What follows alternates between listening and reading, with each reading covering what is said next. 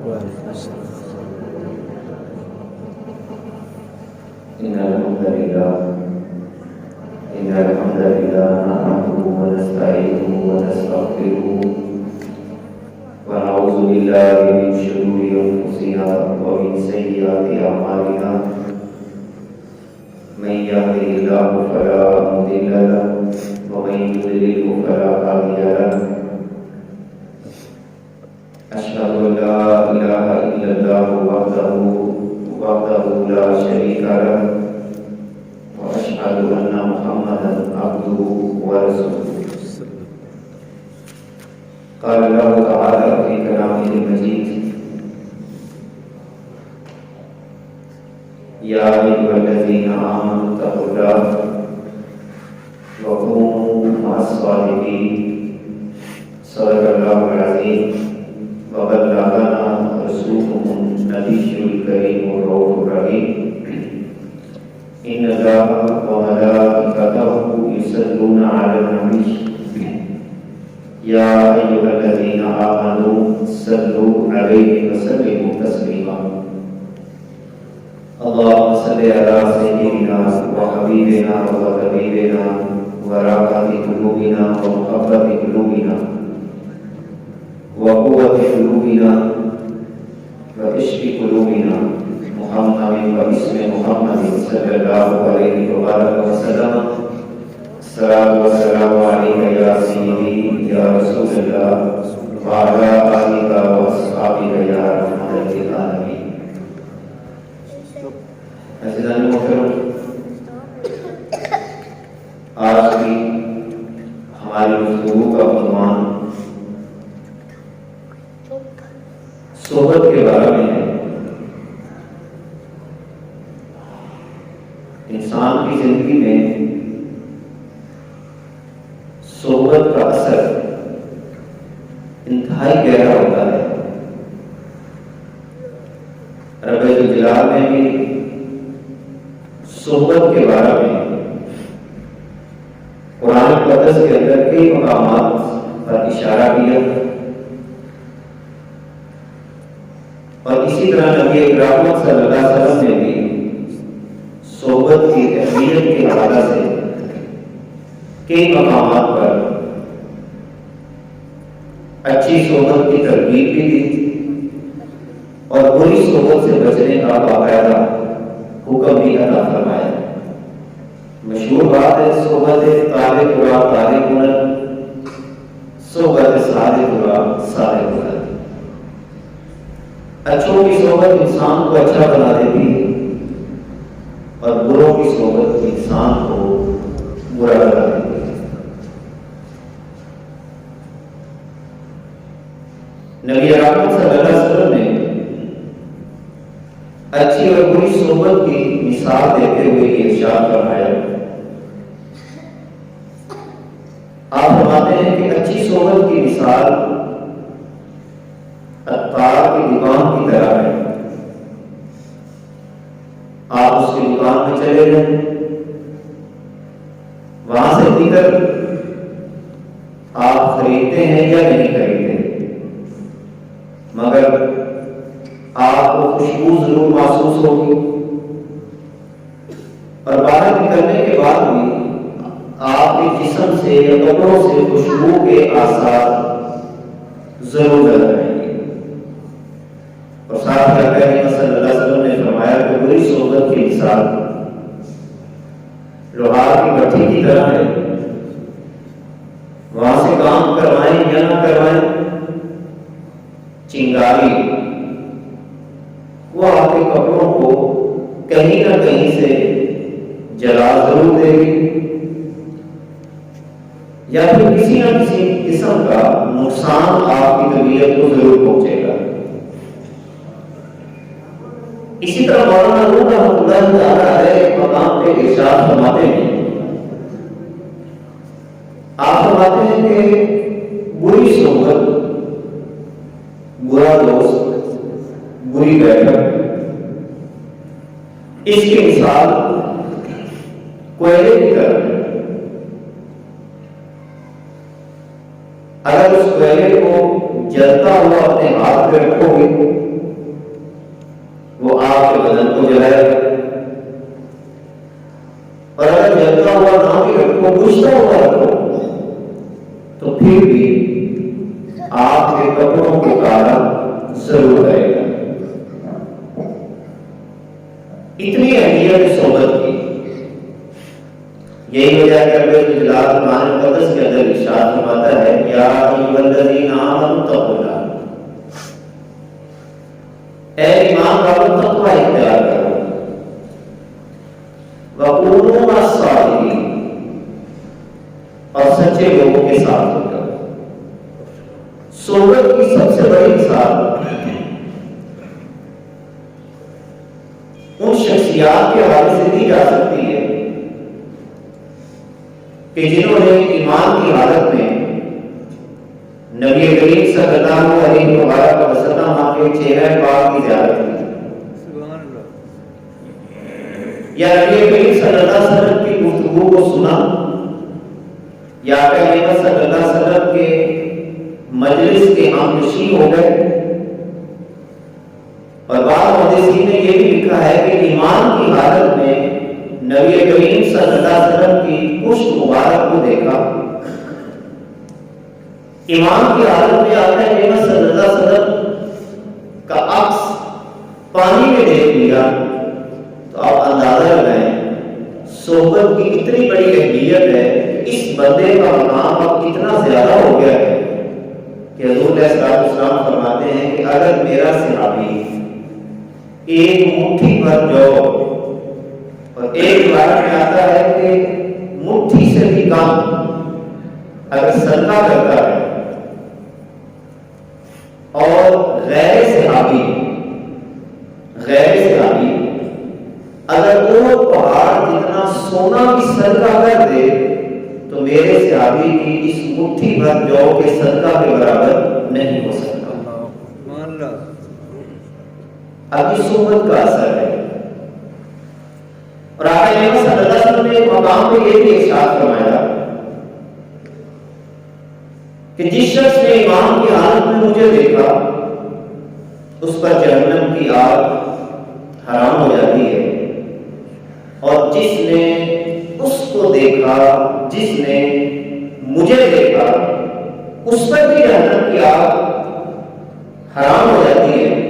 تو صحابہ کرام کے بعد تابعین جب اس روایت کو بیان کیا کرتے تو باقاعدہ اس بات کا اظہار کرتے کہ اللہ کا شکر ہے کہ ہم نے فلاں صحابی کی زیارت کی ہے، فلاں صحابی کی زیارت کی ہے۔ گویا یہ جو صحبت ہے یہ انسان کے اندر ایک خاص قسم کا انقلاب پیدا کرتی ہے۔ عام مثالیں اس سلسلہ میں صوفیات دی ہیں۔ مولانا شیرازی رحمۃ اللہ تعالیٰ ہے، آپ ایک مقام پہ ایک مثال دیتے ہیں صحبت کے حوالے سے کہ اگر مٹی کے اندر گلاب کی پتیوں کو رکھ دیا جائے اور تھوڑی دیر گلاب کی پتیاں مٹی میں پڑی رہیں اور اس کے بعد گلاب کی پتیوں کو مٹی سے ہٹا بھی لیا جائے، چن بھی لیا جائے، اگر آپ مٹی اٹھا کے دیکھیں تو اس کے اندر گلاب کے پتیوں کی خوشبو آپ کو ضرور نظر آئے۔ بالکل اسی طرح انسان کی صحبت میں رہتا ہے، اس کے اثرات انسان کی طبیعت سے ضرور نظر آتے ہیں۔ یہی وجہ ہے کہ ایک ذات یہ بھی بیان کیا گیا، کسی بھی شخص کے کردار کو بھانپنا ہو، فرمایا اس کو ڈائریکٹ نہ دیکھو کہ وہ کیسا ہے، اس کی زندگی کیسی ہے، بلکہ فرمایا گیا کہ تم یہ دیکھو کہ وہ سب سے زیادہ الفت کے ساتھ کھلے ماحول کے اندر کس کے پاس بیٹھتا ہے۔ یہ بہت بڑا اصول ہمیں عطا کیا گیا کہ کسی بھی شخص کے کردار کا جائزہ لینا ہو تو اس کو ڈائریکٹ نہ دیکھو۔ اچھا، اور اس میں جو بنیادی ضابطہ یہ بیان کیا گیا، بعض دفعہ میں اور آپ آپس میں چاہتے ہوئے بھی ملتے ہیں، مجبوریوں کی بنیاد پر ملتے ہیں، لیکن بعض لوگوں کے پاس جانے کو دل کرتا ہے، بیٹھنے کو دل کرتا ہے، انسان کا میدان اس کی طرف ہوتا ہے، لمبی نشست اس کے ساتھ کرتا ہے، اور وہاں پہ جا کے وہ اپنے آپ کو ایزی محسوس کرتا ہے۔ تو جس مقام پر بندہ اپنے آپ کو ایزی محسوس کر کے آرام اور سکون کی کیفیت وہاں پر جا کر وہ حاصل کرتا ہے اپنے طور پہ، اس کا مطلب یہ ہے کہ اس بندے کو وہ اپنا آئیڈیل سمجھتا ہے، اپنا دوست سمجھتا ہے، اپنا میل سمجھتا ہے کہ یہ بندہ میرے لیے ٹھیک ہے۔ تو فرمایا کسی بھی شخص کے کردار کو دیکھنا ہو تو یہ دیکھا کرو کہ کن لوگوں کے پاس اس کی اٹھک بیٹھک ہے اور کن کے پاس وہ زیادہ بیٹھا ہے۔ اور اسی طرح ایک بات یہ بھی کی گئی کہ کوئی بھی انسان اپنے دوست کے دین پہ ہوتا ہے، جیسا اس کے دوست کا معیار زندگی ہوتا ہے وہ ویسی ہی زندگی بسر کرنے کی کوشش کرتا ہے، اسی انداز کے ساتھ اس کے طور و اطوار ہوتے ہیں۔ اور یہ ساری چیزیں صحبت کے حوالے سے قیامت کے دن بھی باقاعدہ صحبت کے اچھے اور برے ہونے کی بنیاد پر فیصلے کیے گئے، بلکہ بعض کتابوں میں لکھا ہے کہ انسان کو صحبت کا اتنا اجر ملتا ہے اگر ایک شخص اس کی نیکیاں زیادہ نہ بھی ہوں مگر کسی نیک آدمی کی قبر کے ساتھ اس کو دفن کر دیا جائے تو رب الجلال اس نیک آدمی کی قبر کی وجہ سے بھی اس کو رحمتوں کا مستحق قرار دے دیتا ہے۔ اتنا صحبت کا اثر ہے کہ یہاں پر اس قبر پہ رحمتیں نازل ہو رہی ہوتی ہیں، اسی طرح اس بندے پر بھی رب الجلال کی رحمتیں نازل ہونا شروع ہو جاتی ہیں۔ سورہ لقمان کیا بتاتا ہے؟ مشرکین مکہ میں سے ایک سردار نے نبی کریم صلی اللہ علیہ وسلم کو اپنی دعوت پہ بلایا، اس نے بہت بڑی دعوت کا اہتمام کیا، تمام لوگوں نے اس کی دعوت کو قبول کیا۔ مکہ میں یہ رواج تھا کہ جو بندہ دعوت کرتا اور کوئی شخص اس کی دعوت کو قبول نہ کرتا وہ اپنے لیے حقیقت محسوس کرتا تھا۔ نبی کریم صلی اللہ علیہ وسلم کی بارگاہ میں جب وہ آیا آپ نے کہا کہ آپ ایک دعوت کو قبول کریں۔ نبی کریم صلی اللہ علیہ وسلم نے موقع غنیمت جانا کیونکہ آپ مومنوں پر حریص بھی ہیں اور انسانوں پر حریص بھی ہیں کہ آپ کی خواہش ہوتی تھی کہ کوئی بندہ کسی نہ کسی طرح دائرہ اسلام میں داخل ہو جائے۔ حضور علیہ السلام نے شرط لگا دی کہ اگر تو چاہتا ہے کہ میں تیری دعوت کو قبول کروں تو پھر تو مسلمان ہو جائے، ایمان لے گا۔ اب اس نے پہلے تو سوچا اور بعد میں اس بات کو بنیاد بناتے ہوئے کہ اگر یہ نہیں آئیں گے تو میرا معیار معاشرے میں گھٹ جائے گا، ایمان کو قبول کر لیا۔ نبی کریم صلی اللہ علیہ مبارک وسلم اس کی دعوت پہ تشریف لے گئے، کھانا مکمل ہوا، کھانے کے بعد اس کے دوستوں نے اسے پکارا کہ یہ تو نے کیا کیا، تو نے کلمہ پڑھ لیا، تو ایمان لے آیا، تو نے ہمارے بڑوں کی ناک کٹوا دی، اور اس بنیاد پر صرف ایمان لے کے آیا کہ تجھے اس نے یہ کہا کہ میں تیری دعوت میں نہیں آؤں گا۔ اس نے اپنی دوستوں کی بات کو مانتے ہوئے دوبارہ سے کفر کو اختیار کر لیا۔ اب گویا کہ اس کے دوست اس کی طبیعت پہ حاوی آ گئے، ایمان کی حالت سے نکال کر کفر کی حالت میں بھیج دیا۔ تو قرآن مقدس کے اندر اس شخص کے بارے میں آتا ہے جب قیامت کا دن ہوگا تو یہ باقاعدہ کہے گا کہ کاش کہ میں دنیا کے اندر محمد کو اپنا بیٹی بنا لیتا صلی اللہ علیہ وسلم، حضور کو اپنا دوست بنا لیتا، حضور علیہ السلام کے ساتھ میں شب و روز رہتا، کاش کہ میں فلاں کو دوست نہ بنا۔ یہ دوستی اتنی اہمیت کی حامل ہے کہ جس سے انکار نہیں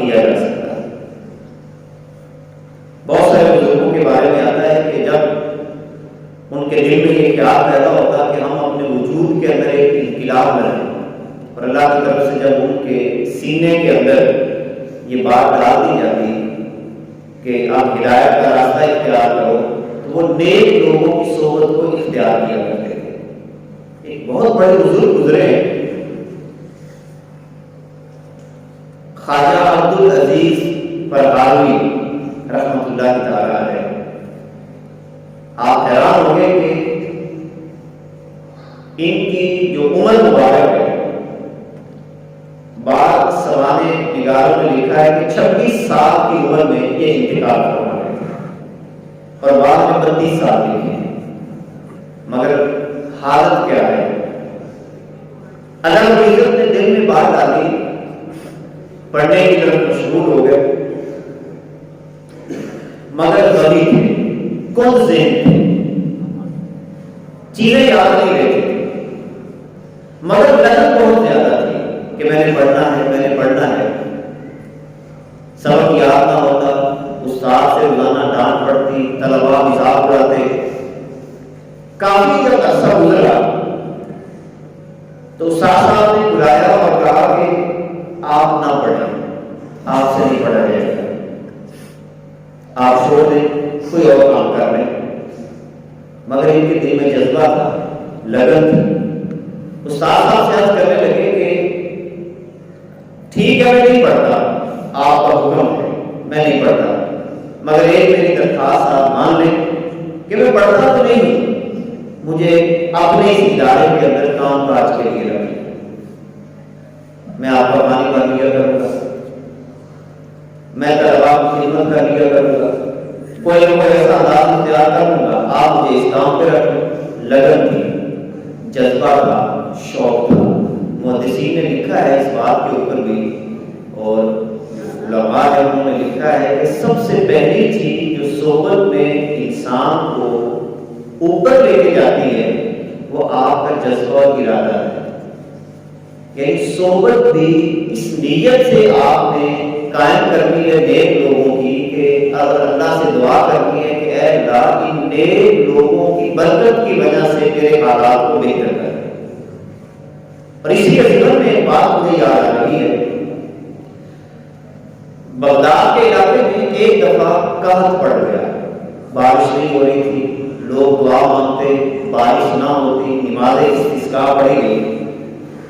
ایک نوجوان یہ کہتا ہے کہ ایک دن جب دعا مانگی جا رہی تھی تو میرے قریب ایک بزرگ بیٹھے تھے، انہوں نے دعا مانگی اور دعا کے الفاظ یہ تھے کہ اے اللہ میری آنکھوں میں ایک امانت ہے، میں تجھ سے دعا کرتا ہوں اس امانت کے طفیل تو بارش کو نازل کر دے۔ ابھی اس نے ہاتھ اپنے چہرے پہ پھیرے ہی تھے کہ بادل اکٹھے ہونے شروع ہو گئے، رب الجلال نے بارش عطا فرما دی۔ اب وہ بزرگ اپنے گھر کی طرف روانہ، وہ نوجوان پیچھے پیچھے، تاکہ میں ان سے یہ بات تو پوچھوں کہ ان کی آنکھوں میں کون سی امانت محفوظ ہے، یہ کس کا حوالہ دے کر اللہ کی بارگاہ میں دعا مانگ رہے ہیں۔ گھر چلے گئے، لیکن بزرگ اپنے گھر میں داخل ہو چکے تھے۔ اگلے دن وہ نوجوان ان بزرگوں کے پاس گیا اور جا کے عرض کی حضور بتائیں آپ کی آنکھوں میں کون سی امانت ہے جس امانت کا وسیلہ دے کر آپ نے اللہ سے دعا مانگی ہے اور اللہ نے بارش عطا فرما دی۔ فرمانے لگے یہ راز میں نے کبھی کسی کو نہیں بتایا، مگر تو نے آج سن لیا ہے۔ اصل میں نے اپنی آنکھوں سے حضرت جنید بغدادی رحمۃ اللہ تعالی علیہ کی زیارت کی ہوئی، میں نے ان بزرگوں کی زیارت کی ہوئی ہے۔ وہ اللہ کے برگزیدہ بندے تھے، اور جب بھی مجھے کوئی مسئلہ پیش آتا ہے تو میں اللہ کی بارگاہ میں اپنی اس امانت کا وسیلہ دے کر جب سوال کرتا ہوں تو رب الجلال میرے سارے کام آسان کر دیتا ہے۔ اب دیکھیں صرف دیکھا ہے اور دیکھنے کی لذت کو اپنے سینے میں اتارا۔ تو خواجہ عبدالعزیز فرغانوی رحمۃ اللہ تعالی علیہ آپ نے کہا حضور مجھے آپ صرف کام کاج کے لیے رکھتے، قریب دریا تھا وہاں سے پانی بھر کے لاتے، آپ کے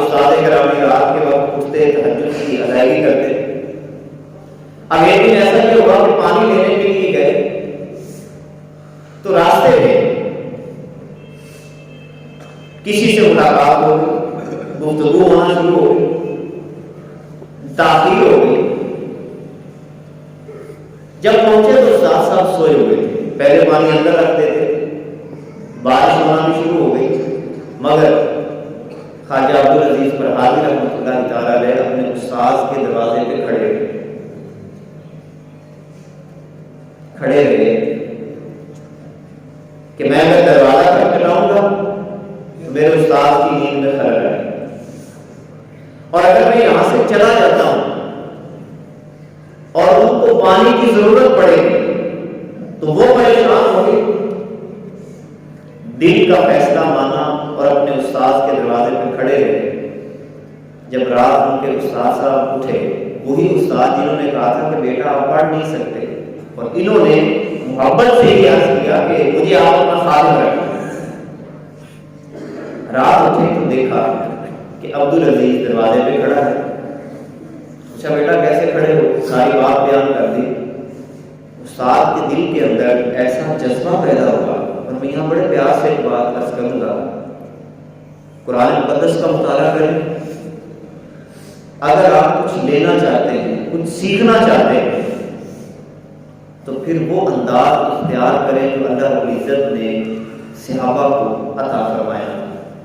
آپ قرآن اٹھائیں، سورہ حجرات کے اندر اللہ کیا فرماتا ہے کہ اگر حضور اپنے گھر میں تشریف فرما تو تم نے دروازہ نہیں کھٹکھٹانا بلکہ دروازے پہ بیٹھ جانا اور حضور کے آنے کا انتظار کرنا ہے. اور جب وہ باہر تشریف لے آئیں تو پھر ان سے کوئی نہ کوئی سوال کرنا ہے. اپنی حاجت کے لیے، اپنے سوال کے لیے حضور کے دروازے کو بھی نہیں کھٹکھٹانا. محدثین نے لکھا ہے کہ وہی طالب علم کامیاب ہوتے ہیں جو اپنے استاد کے دروازے سے لگ جاتے ہیں، جو ٹک جاتے ہیں. خواجہ عبدالعزیز فرحادی رحمۃ اللہ تعالیٰ علیہ باہر کھڑے ہیں. استاد نے وضو کیا اور وضو کر کے تہجد کے وقت ہاتھ اٹھا لیے اللہ کی بارگاہ میں اور عرض کی میرے مالک تو اس بچے کے جذبے کو دیکھ رہا کہ میں نے اس کو کہا تھا کہ تو پڑھ نہیں سکتا، مگر یہ پھر بھی علماء کی خدمت میں لگا رہا، جذبے کے ساتھ لگا رہا. اے اللہ میں تجھ سے آج ایک چیز مانگ رہا ہوں جو مجھے عطا کر دے. میں تجھ سے دعا مانگ رہا ہوں کہ میرے ہاتھ ابھی نیچے نہ آئیں، اس سے پہلے عبدالعزیز کو عالم بنا. اور آپ کے بارے میں آتا ہے کہ آپ تمام علوم پر دسترس حاصل کر رکھتے تھے. اور شرح اہل نسبیہ کی بہت بڑی شرح نبراس پوری دنیا میں پڑھائی جاتی ہے. پوری دنیا میں نبراس شرح ہے خواجہ عبدالعزیز فرحادی رحمۃ اللہ تعالیٰ علیہ کی. یہ آپ نے تصنیف کی اور اس کے علاوہ کئی کتابیں تصانیف کی. اور عمر مبارک کتنی ہے؟ ایک روایت کے مطابق 26 سال اور ایک روایت کے مطابق 32 سال. یہ 26 سال کے 32 سال کا نوجوان اگر آج دنیا میں اس کا نام قائم ہے تو کس وجہ سے ہے؟ نیکوں کی صحبت اختیار کرنے کی وجہ سے. یقین جانیں نیکوں کی صحبت انسان کو تار دیتی ہے، انسان کے وجود میں انقلاب پیدا کرتی ہے. ارادے کے ساتھ جایا کرے، ارادے کے ساتھ نیکوں کی صحبت میں بیٹھا ہے. کائنات کے آقا صلی اللہ علیہ وسلم اللہ کی بارگاہ میں باقاعدہ یہ دعا مانگا کرتے تھے، اللہم انی اسألک حبک، اے اللہ میں تجھ سے تیری محبت کا سوال کرتا ہوں. اور پھر وحب من یحبک، اور اے اللہ میں تجھ سے ان لوگوں کی محبت کا سوال کرتا ہوں جو تجھ سے محبت کرتے ہیں، جو تجھ سے پیار کرتے ہیں. نیکوں کی صحبت بھی مانگیں اور نیکوں کے بارے میں اللہ سے یہ دعا بھی دل میں مانگا کریں کہ اے اللہ ایسے لوگوں کی محبت ہمارے سینے میں داخل کر. قرآن مقدس میں اللہ کی عزت ایک مقام پہ ارشاد فرماتا ہے صحبت کے اثرات کے حوالے سے کہ نیک صحبت انسان کو کتنا فائدہ کرتی ہے اور بری صحبت انسان کو کتنا نقصان دیتی ہے۔ رسول اللہ صلی اللہ علیہ وسلم نے تو اس سلسلہ میں بڑی پیاری روایت بھی میں ضمن عرض کر دوں۔ حضور فرماتے ہیں کہ ایک شخص جا رہا تھا کسی سے ملنے کے لیے، رب الجلال نے جبرائیل علیہ السلام کو بھیجا کہ فلاں شخص سے جا کے سوال کرو کہ کہاں جا رہا ہے۔ جا کے سوال کیا انسانی شکل میں جا کے، وہ کہتا ہے میں فلاں بستی میں جا رہا ہوں، وہاں میرا دوست رہتا ہے، میں اس سے ملنے جا رہا ہوں۔ جبرائیل علیہ السلام پوچھتے ہیں کیا کوئی دنیاوی مقصد ہے، کوئی کاروباری مقصد ہے یا تجارت کا مقصد ہے؟ وہ کہتا ہے نہیں، میں صرف اللہ کی رضا کے لیے ملنے جا رہا ہوں، میرا اور کوئی مقصد نہیں ہے، وہ میرا دوست ہے، اللہ کی رضا کے لیے ملنے جا رہا ہوں، کوئی تمنا نہیں ہے، کوئی لالچ نہیں ہے، کچھ بھی نہیں ہے۔ تو جبرائیل علیہ السلام وہاں پہ فرماتے ہیں کہ میں اللہ کی طرف سے بھیجا ہوا فرشتہ ہوں، مجھے اللہ نے بھیجا تھا، اور سب سے پہلی خوشخبری تو یہ ہے اگر تو بغیر کسی لالچ کے اللہ کے نیک بندے سے ملاقات کے لیے جا رہا ہے تو اللہ خود آپ کو سلام کرتا ہے، اللہ آپ کو سلام کرتا ہے، اور دوسرا اللہ رب العزت آپ کے لیے جنت کو واجب فرما رہا ہے۔ اتنا نیک صحبت بلکہ یوں سمجھ لیں کہ اگر آپ کے دل میں یہ ارادہ بھی پیدا ہو جاتا ہے کہ میں نے نیکوں کی صحبت کو اختیار کرنا ہے، اللہ اس کے طفیل بھی انسان کی زندگی کے اندر بہت بڑا انقلاب کرتا ہے، اللہ معاف کر دیتا ہے، گناہوں کو معاف کر دیتا ہے۔ مشہور روایت ہے بنی اسرائیل کے اس شخص کی کہ جس نے قتل کی، کتنے قتل کی، مگر اللہ کی رحمت سے تو مایوس نہیں تھا۔ ایک شخص کے پاس جاتا ہے اور جا کے کہتا ہے کہ میں نے یہ کام کیے، کیا میرے لیے بھی کوئی توبہ کی گنجائش موجود ہے؟ تو اس نے پھر آگے سے اسی انداز میں، ہمارے جیسا کوئی تنقیدی آدمی ہوگا کہ جو ہم لوگوں کے گناہوں کو بس دیکھتے رہتے ہیں کہ تیرے گناہ کیسے معاف ہو سکتے ہیں، تو رب بن گیا کہ کسی کو یہ سرٹیفکیٹ دینے لگ گیا تیرے گناہ کیسے معاف ہو سکتے ہیں؟ اللہ معاف کرنے والا ہے۔ جب بھی بندہ اللہ کی بارگاہ میں جھک جاتا ہے، آنسو بہاتا ہے، توبہ کرتا ہے، استغفار کرتا ہے، اپنے گزشتہ گناہوں پہ ندامت کا اظہار کرتا ہے، لوگوں سے جا کے ہاتھ جوڑ کے معافی مانگ لیتا ہے، کائنات کے آقا فرماتے ہیں کہ ابھی اس بندے کے آنسو زمین پہ نہیں گرتے، اللہ اس سے پہلے اس کو معاف کر دیتا ہے۔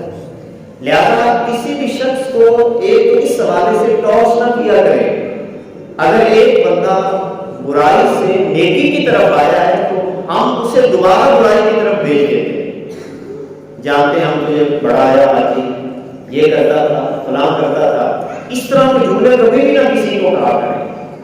اس کا وبال انسان کی اپنی طبیعت پہ آتا ہے، انسان خود پھر گناہوں کی طرف چلا جاتا ہے۔ کسی کو تنقید کا نشانہ نہ بنائیں بلکہ ویلکم کریں، چلو یار وہ گناہ چھوڑ کر مسجد میں تو آ گیا ہے۔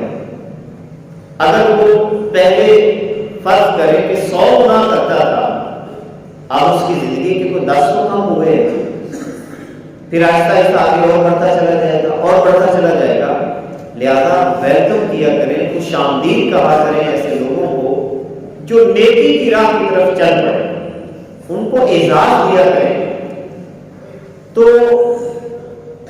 جب اس نے اس آدمی کی بات کو سنا تو اس نے اس کو بھی قتل کر دی کہ اگر بخشش کی میرے لیے کوئی امید نہیں ہے تو میں تجھے بھی قتل کرتا ہوں۔ لیکن پھر اس کے دل میں بات آئی کہ نہیں، میں جا کے اللہ سے معافی مانگتا ہوں، میں اپنے رب کو منانا چاہتا ہوں، میں اس کو راضی کرنا چاہتا ہوں۔ کسی اللہ والے سے ملاقات ہوئی تو اللہ والے نے 2 باتیں فرمائی، اور یہ 2 باتیں بھی بڑی اہم ہیں جو یہاں پہ کی گئی۔ سب سے پہلی بات اس اللہ والے نے یہ کی کہ اگر تو اس گناہ سے توبہ کرنا چاہتا ہے تو ہجرت کر، اس بستی کو چھوڑ دے۔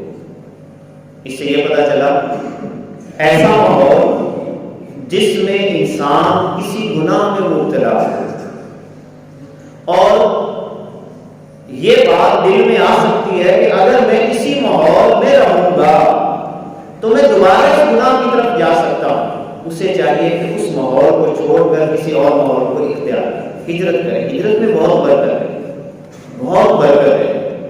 اگر ایک جگہ پہ آپ نیکی کا کام نہیں کر سکتے اور دل میں یہ جذبہ پیدا ہوا ہے کہ میں نے تو نیکی کرنی ہے، مگر حالات ایسے بن رہے ہیں کہ آپ کے لیے ہجرت کرنا ضروری ہو گیا ہے، تو پھر رب کا نام لے کر اس جگہ سے ہجرت کر دیں اور اس جگہ کا انتخاب کریں جہاں پر رب الجلال آپ کے لیے دین کے کام کرنے کے بہت سارے مواقع عطا فرمائے، جس کی بڑی مثال حضور علیہ السلام کا مکہ سے مدینہ کی طرف ہجرت کرنا۔ ایک تو یہ بات ہے، اور یہ بات حضور نے بھی ایک مقام پہ اشارہ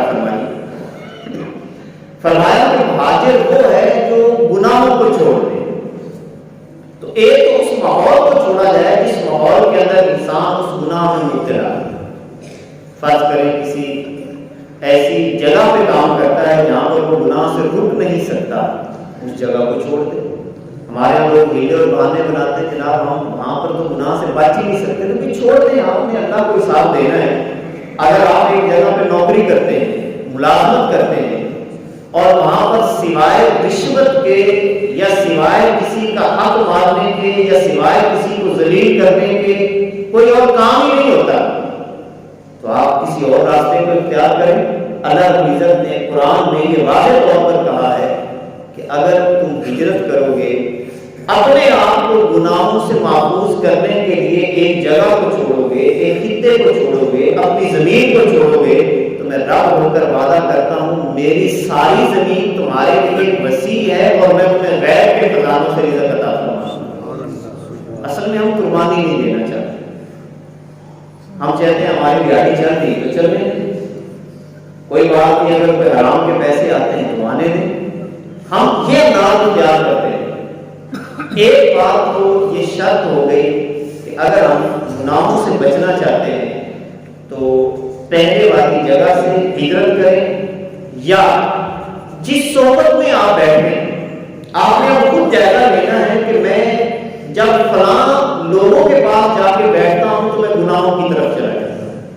مثلا ایسی صحبت جہاں پہ ہو ہی غیبت رہی ہو، کسی پہ طنز کیا جا رہا، کسی کا مذاق اڑایا جا رہا، کسی کو نیچا کر کے دکھایا جا رہا ہو، جہاں پر آپ کو بیٹھنے سے یہ محسوس ہوتا ہو کہ آپ کے دل میں تکبر پیدا ہونے کا خدشہ ہے، آپ کے دل کے اندر یہ بات پیدا ہو رہی ہے کہ میں تو اب ان لوگوں کے پاس بیٹھ کر میں بھی کوئی بہت بڑی شے بن گیا ہوں، ایسی صحبت سے اپنے آپ کو بچائیں اور ان لوگوں کی صحبت کو اختیار کریں جو آج ہی اختیار کرنے والے ہیں، جو اللہ کے سامنے جھکنے والے ہیں، ان لوگوں کی صحبت میں بیٹھیں۔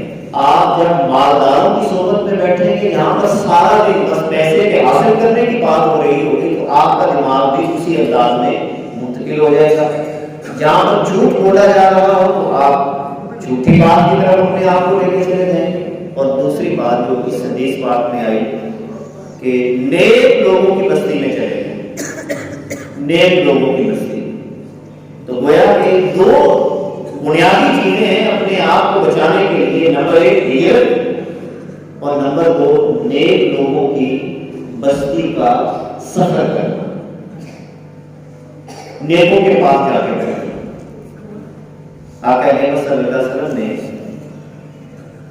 اس سلسلہ میں بھی ہماری بہت بڑی رہنمائی کرنا، اور پھر آپ بزرگوں کے بارے میں مطالعہ کریں تو 12 سال وہ صرف نیکوں کے پاس بیٹھ کر انہوں نے اپنی زندگیوں کو سنوارا،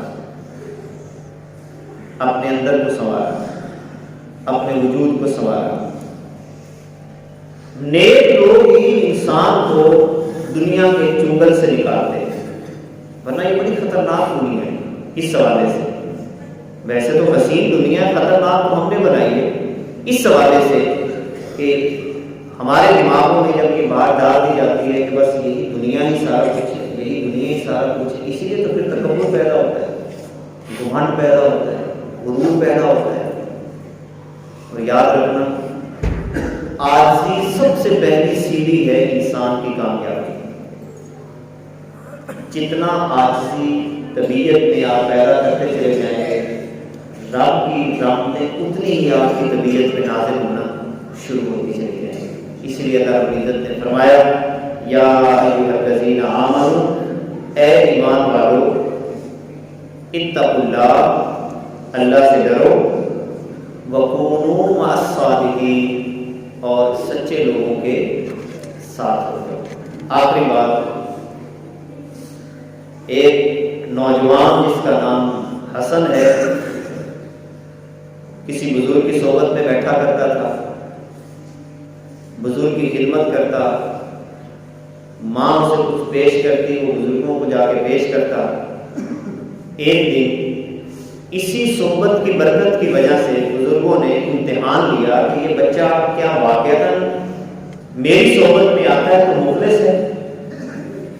بچے نے آگے پھلوں کا تھال رکھا, بزرگ ایک اٹھاتے سیب اٹھایا یا کوئی بھی چیز تھوڑا سا کاٹ کر تھال میں رکھ دیتے, پھر تھوڑا سا اٹھاتے تھال میں رکھ دیتے, پھر تھوڑا سا اٹھاتے تھال میں رکھ دیتے.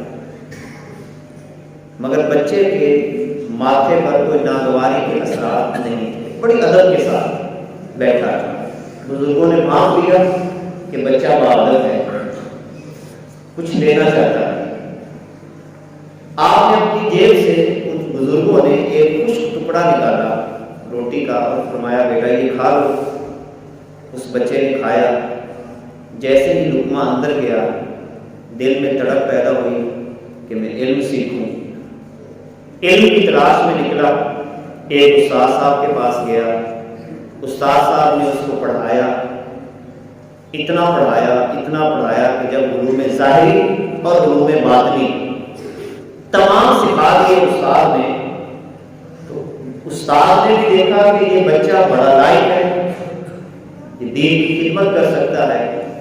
خود اس بچے کو ساتھ لے کر حرم کا سفر کیا, مکہ گئے, مدینہ گئے, اور مدینہ جا کر حضور کی بارگاہ میں وہ بچہ پیش کیا.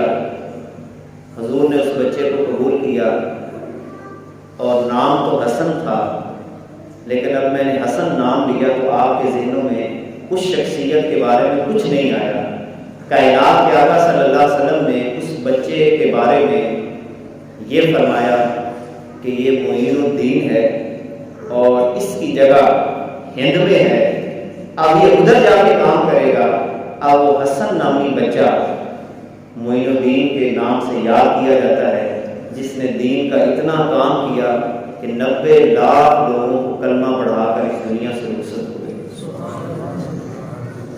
ابتدا کہاں سے ہوئی؟ صحبت سے. ٹک جائیں, نیک لوگوں کے دروازے پہ بیٹھ جائیں, نیک لوگوں کے دروازے پہ بیٹھ جائیں, بروں کی صحبت نہ اختیار کریں.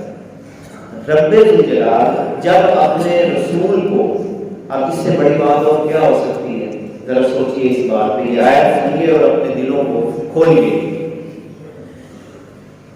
رب ذوالجلال نے حضور علیہ السلام کو یہ قرآن میں حکم عطا فرمایا, وَاصْبِرْ نَفْسَكَ مَعَ الَّذِينَ يَدْعُونَ رَبَّهُم بِالْغَدَاةِ وَالْعَشِيِّ. اس آیت کا شان نزول اٹھا کے دیکھیں, کمال کا شان نزول ہے. رب الجلال اپنے محبوب کو ارشاد فرما رہا ہے جو خود سید الانبیاء ہے, جو امام الاتقیاء ہیں, 2 جہانوں کے آقا ہیں, 2 جہانوں کے بانی ہیں. مگر اللہ اپنے محبوب کو بھی یہی حکم عطا فرما رہا ہے کہ اے میرے پیارے محبوب وَاصْبِرْ نَفْسَكَ, تو نے بھی اپنے آپ کو ان کے ساتھ لگا کے رکھنا ہے تو صبح و شام اللہ کو یاد کرو. اور تمام انبیاء کی دعائیں قرآن میں اٹھا کے دیتے. ابراہیم علیہ السلام جیسے نبی وہ اللہ سے دعا یہ مانگ رہے ہیں کہ اے اللہ مجھے نیکوں کی صحبت اختیار عطا فرما. خدا نیکوں کی صحبت کو اختیار, نیکوں کی صحبت سے بہت کچھ ملتا ہے. دعا مانگا کریں اور یہی بات ہم مانتے ہوئے اہدنا الصراط المستقیم, صراط الذین انعمت علیہم غیر المغضوب علیہم ولا الضالین آمین۔ اللہ رب العزت ہمیں نیک لوگوں کی صحبت اختیار کرنے کی توفیق عطا فرمائے۔ صلوات اللہ تعالی علی حبیبہ محمد و آلہ و اصحابہ۔